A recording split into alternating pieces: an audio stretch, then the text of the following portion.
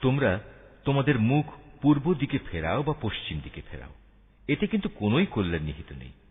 আসল নেকি হচ্ছে একজন মানুষ ঈমান আনবে আল্লাহর উপর, পরকালের উপর, ফেরেশতাদের উপর, আল্লাহর কেতাবের উপর, কেতাবের বাহক নবী রাসূলদের উপর, এবং আল্লাহর দেয়া মাল সম্পদ তারই ভালোবাসা পাবার মানুষে আত্মীয় স্বজন, এতিম মিসকিন ও পথিক মুসাফিরের জন্য ব্যয় করবে।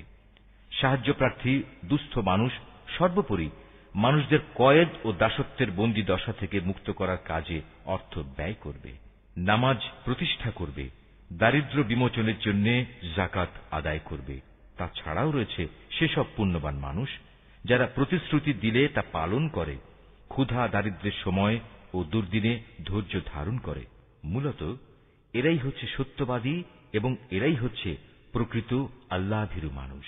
হে মানুষ, যারা ঈমান এনেছ, তোমাদের জন্য নরহত্যার কিসাস তথা প্রতিশোধ কিভাবে নিতে হবে তা নির্ধারণ করে দেয়া হয়েছে, এবং তা এই যে মৃত স্বাধীন ব্যক্তির বদলে স্বাধীন ব্যক্তি দণ্ডাজ্ঞা পাবে, দাসের বদলে পাবে দাস, নারীর বদলে নারীর উপর দণ্ড প্রযোজ্য হবে।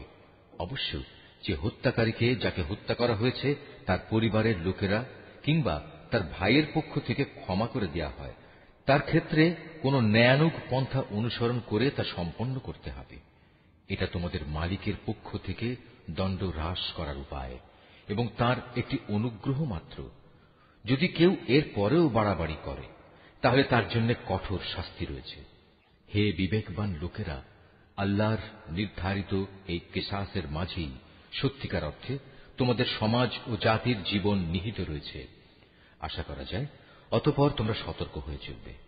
হে ঈমানদার লোকেরা, তোমাদের জন্য এই আদেশ জারি করা হয়েছে যে যদি তোমাদের মাঝে কোনো লোকের মৃত্যু এসে হাজির হয় এবং সে যদি কিছু সম্পদ রেখে যায়, তাহলে ন্যায়ানুগ পন্থায় তা বন্টনের কাজে তার পিতামাতা ও আত্মীয় স্বজনের জন্য ওসিয়তের ব্যবস্থা রয়েছে।